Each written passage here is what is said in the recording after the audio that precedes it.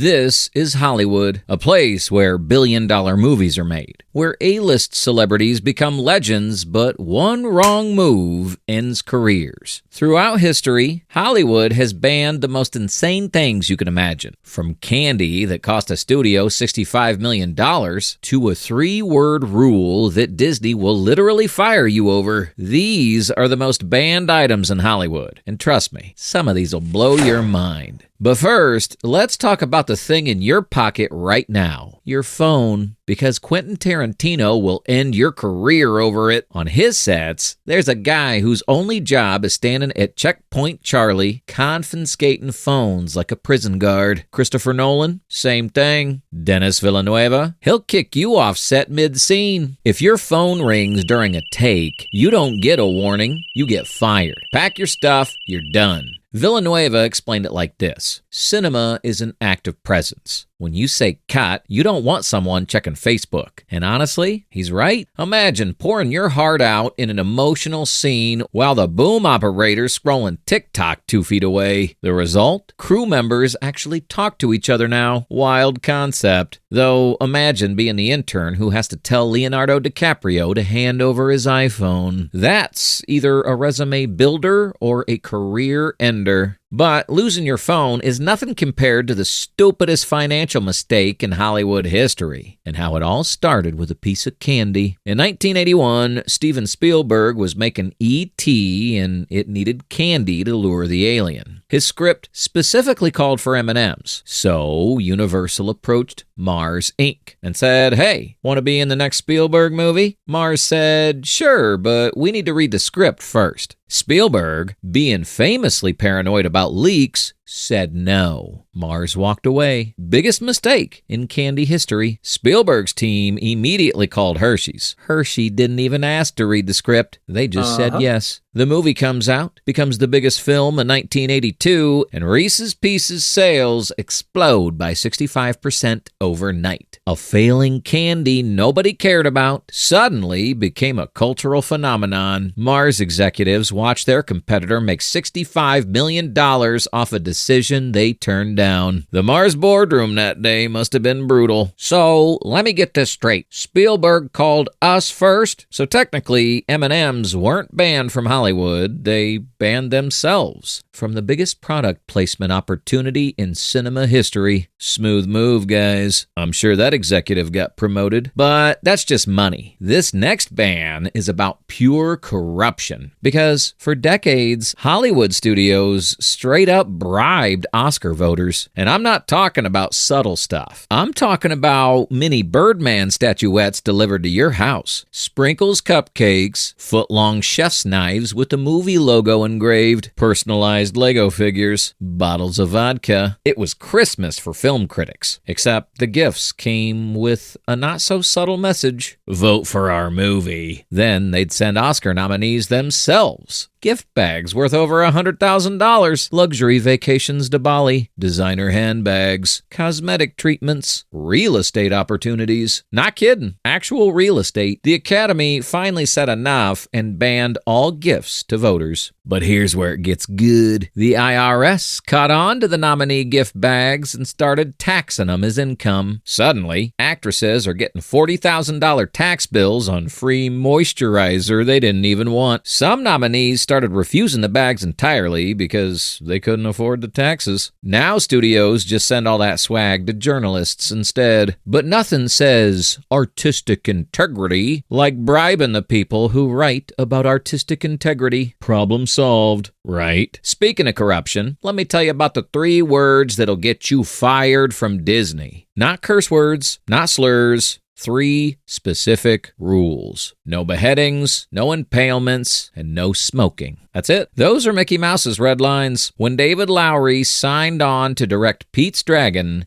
Disney handed him a list and said, "You can do whatever you want, except these 3 things. You can blow up buildings. You can have terrifying monsters. You can traumatize children with dead parents." Disney loves dead parents. But the second someone lights a cigarette or gets run through with the sword, you're done. Which explains why every Disney villain dies in the most creative ways possible. Scar gets thrown off a cliff and eaten by hyenas. Gaston falls from a castle. Ursula gets impaled by... Wait, no, she gets stabbed with a ship's bow, which apparently doesn't count as impalement. Frollo falls into molten lead. Maleficent gets stabbed with a sword, but it's technically sword through the heart, not impalement, so it's fine. The lawyers must have had a field day with this, though apparently Mufasa getting trampled to death while his son watches is totally acceptable. Thanks, Disney. Real consistent. And Disney's smoking ban isn't just corporate weirdness. It's part of a cultural shift that changed Hollywood forever. Because for most of the 20th century, film sets were tobacco conventions. Directors chain-smoked cigars. Actors smoked between every take. Craft services had ashtrays next to the donuts. It was disgusting. But in the 1990s, Disney became the first studio to ban indoor smoking on all properties. California followed with workplace smoking laws that made it illegal statewide. So now, if you want nicotine, you step outside like everyone else. But here's the irony that drives actors crazy. They can still smoke on camera. They just can't smoke when the cameras stop rolling. So you can pretend to inhale carcinogens for art, but you can't actually do it on your lunch break. Method acting has limits, and apparently lung cancer is where we draw the line. I'll starve myself for this role, but I won't smoke a cigarette between takes. Sure, that makes sense. But before we talk about actors starving themselves, let me tell you about the ban that exists purely because of insurance companies. You know what you can't bring to a Hollywood set? Your personal car, your laptop, your phone. Wait, we covered that. Really, any of your expensive stuff. Why? Liability. If your Honda Civic gets scratched during filming, the studio doesn't want to deal with your insurance company arguing about depreciation. So, productions have entire fleets of rental vehicles and picture cars specifically for filming. Same with electronics. If a $50,000 lighting rig falls on your MacBook, insurance won't cover it, so you can't bring it. Keep your personal stuff at home. Unless you're Tom Cruise, then apparently you can do whatever you want, including hanging off of actual airplanes, breaking your ankle jumping between buildings, and probably breaking every safety regulation ever written. Different rules for different tax brackets, I guess. Though I'd love to see Tom's insurance premiums. You want to do what? Outside a plane? While it's flying. Sir, our maximum coverage is... Now, let's talk about the ban that controlled Hollywood for 34 years. In 1934, the Hays Code was introduced, and it banned basically everything that makes movies interesting. Profanity? Banned. Nudity? Banned. Drug use? Banned.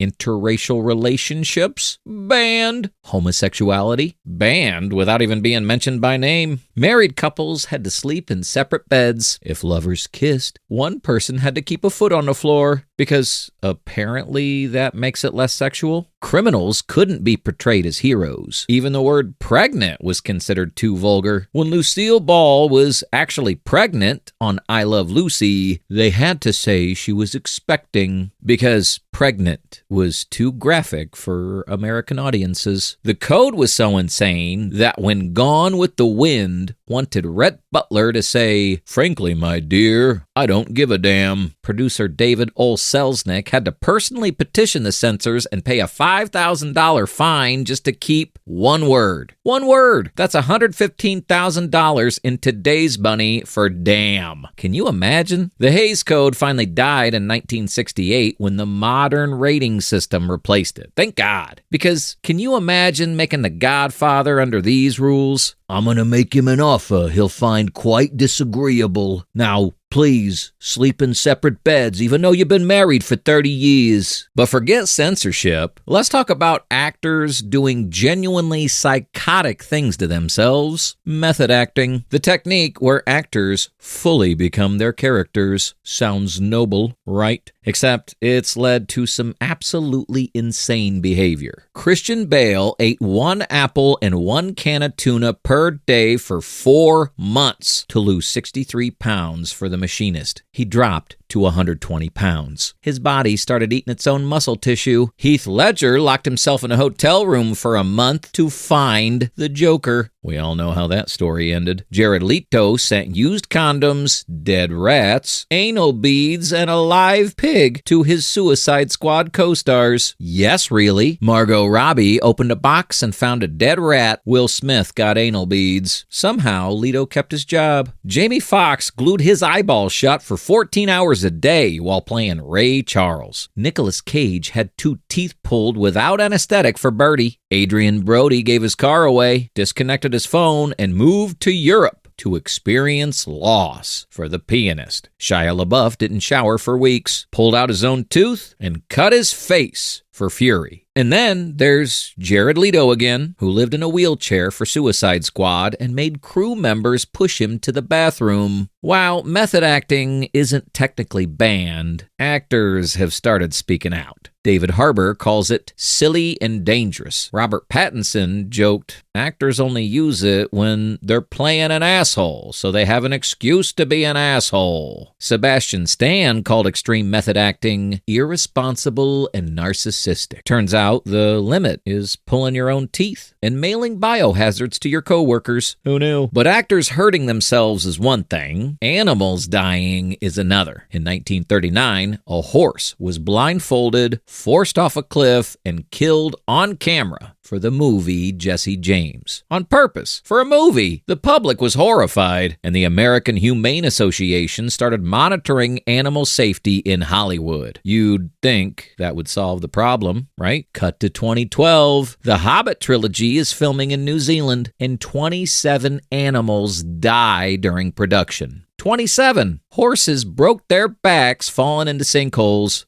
Goats were mauled by dogs. Sheep died from dehydration. Chickens were attacked by other animals. Why? Because production housed them on a farm riddled with bluffs, sinkholes, and gullies. And crew members warned the production company multiple times. Nothing changed. When the story broke, Peter Jackson claimed he didn't know. The Wranglers said they reported it constantly. PETA went nuclear. Now the rules are ironclad. Animals can't be overworked, can't be subjected to extreme weather, and absolutely cannot be harmed for a scene.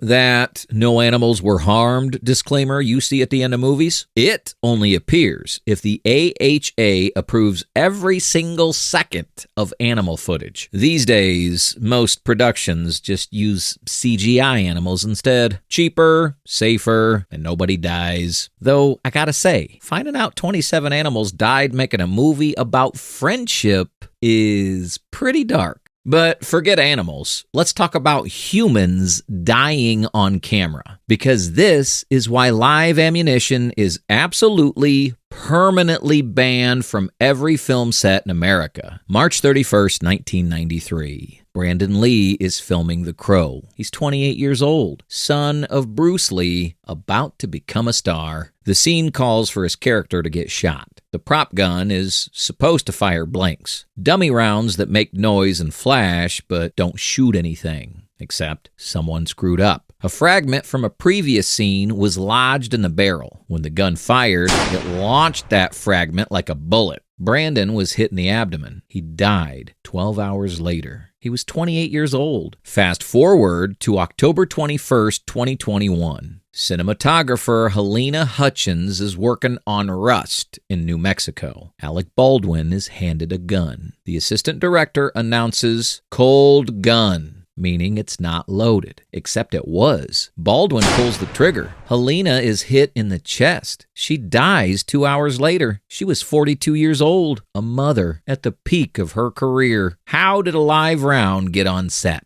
We still don't fully know. The industry snapped into action. The Rookie banned real guns within 24 hours. Not weeks, not months, 24 hours. Mayor of Easttown switched to $8,000 airsoft replicas with digital muzzle flashes in post-production. Even hardcore action shows started going digital. The new rules are brutal. Blank ammunition must be loaded in front of the entire crew. Every firearm gets inspected before every single take. A firearms safety coordinator must be present whenever weapons are used. Some productions have banned real guns entirely. As one cinematographer said, "Who cares if you can tell it's CGI? It's an unnecessary risk. 2 people are dead. 2 talented people with families and futures. Some things aren't worth the realism." Now, let's shift gears to something less tragic but equally wasteful. Hollywood's garbage problem. For decades, standard procedure was build massive sets, film your movie, demolish everything, haul it to the landfill. The average production created about 240 tons of waste. That's the weight of a commercial airplane. Gone per production. Entire city blocks worth of materials, wood, fabric, paint, props, custom furniture, straight to the dump. It was environmental vandalism on an industrial scale. Art director Karen Stewart started pushing for change in the 2000s, and companies like EcoSet now salvage unwanted sets and donate them to film schools and smaller productions. Studios are switching to reusable materials and sustainable practices. It's not an official ban, but the industry is finally realizing that destroying a city block's worth of materials every 6 weeks isn't a great look when California's on fire, the ice caps are melting, and climate scientists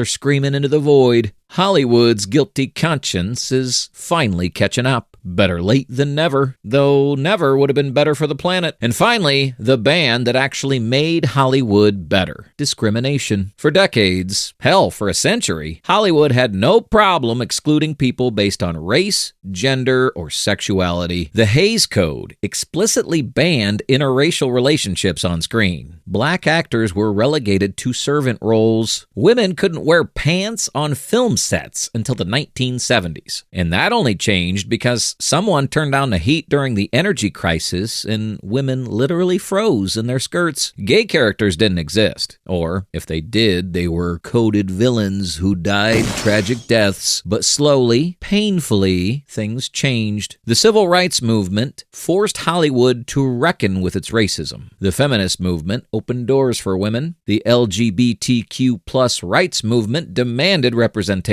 Studios now have diversity requirements for major awards. Intimacy coordinators protect actors during sex scenes. Harassment is taken seriously. Sometimes. It's not perfect. Hollywood still has massive representation problems. Massive pay gaps, massive power imbalances, but at least now there's rules saying you can't openly discriminate. At least now people can sue. At least now there's accountability. Sometimes. Progress is slow, often performative, but it's happening. And unlike used condoms, pulled teeth, and dead animals, this is one ban that actually makes the industry better. Barely, but better. So there you have it. Every major banned item from Hollywood, from the absurd to the absolutely tragic. Some of these bans protect safety. Some protect profits. Some make you question what the hell people were thinking. But they all shape the movies and TV shows we watch today. But here's the thing. You know what's even more insane than the stuff Hollywood banned? The stuff they didn't ban. The dangerous, illegal, completely unhinged things that somehow still happen on movie sets today. But I guess we'll save that for another video.